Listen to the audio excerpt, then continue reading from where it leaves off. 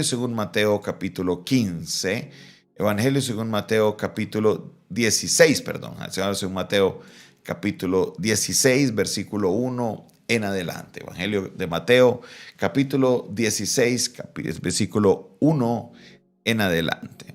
Dice la palabra del Señor de esta manera. Vinieron los fariseos y los saduceos para tentarle, y le pidieron que les mostrase señal del cielo. Mas él respondiendo les dijo, cuando anochece decís, buen tiempo, porque el cielo tiene arreboles. Y por la mañana dices, hoy habrá tempestad, porque tiene arreboles el cielo nublado. Hipócritas, sabéis distinguir el aspecto del cielo, mas las señales de los tiempos no podéis. La generación mala y adúltera demanda señal, pero no le será dada, sino la señal del profeta Jonás. Y dejándolos, se fue.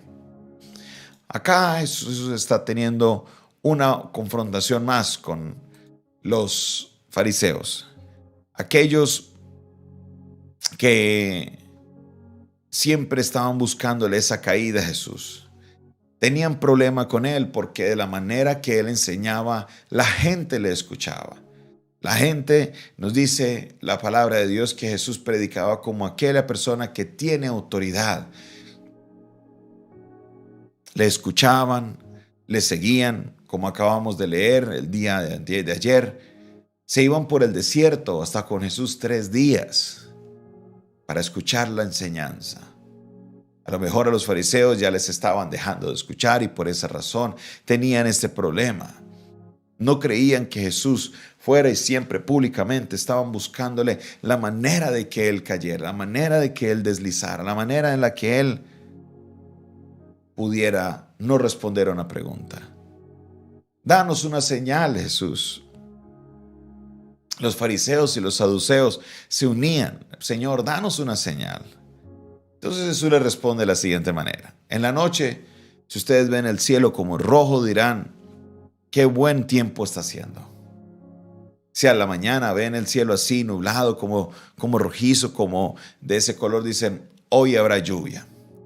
Y Jesús utiliza esta analogía para decirles, oigan, ustedes con tanta inteligencia, con tanta sabiduría, saben distinguir los tiempos, hablando del clima, saben distinguir, predecir el tiempo basado en lo que observan.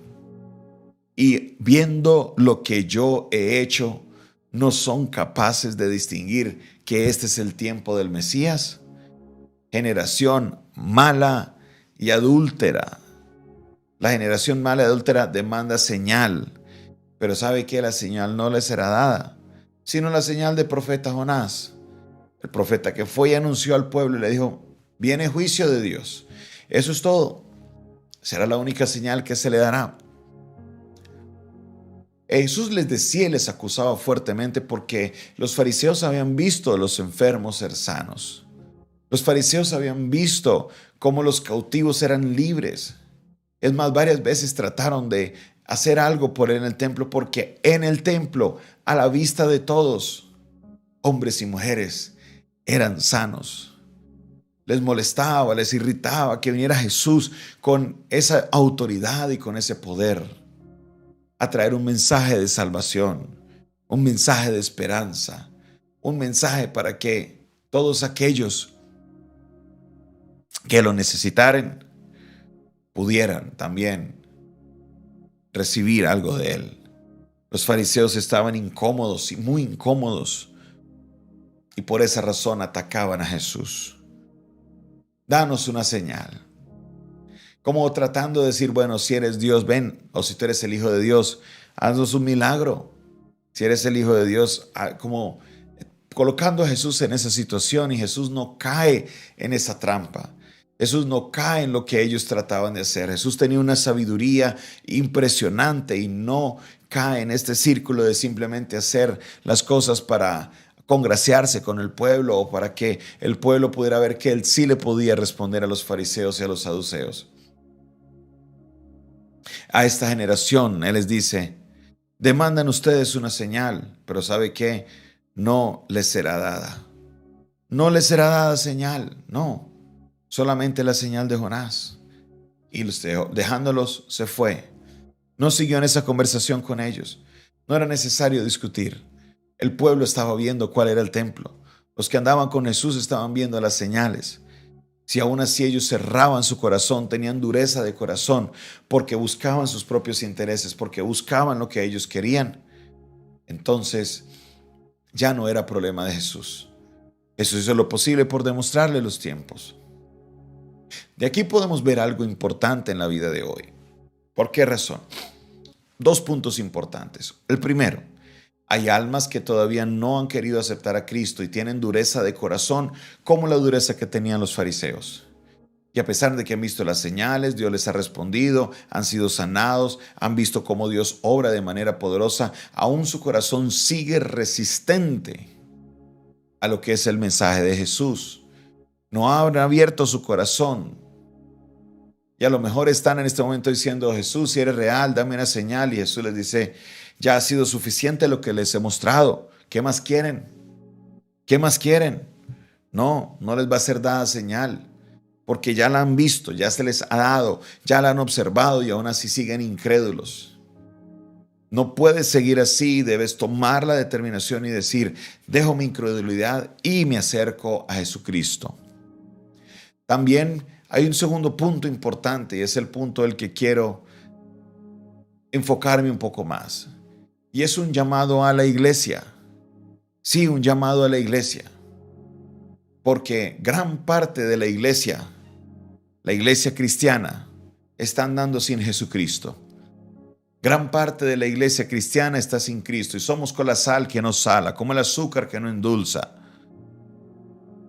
Es algo triste, porque el ser humano, en el afán de sus propios intereses, el ser humano en el afán de lo que quiere hacer, de su búsqueda de la prosperidad, de su búsqueda de sus planes, de su búsqueda de sentirse poderoso, se ha enfocado en llenar bodegas, se ha enfocado en ser visible, se ha enfocado en ser famoso, pero se nos ha olvidado lo más importante, y es Jesucristo.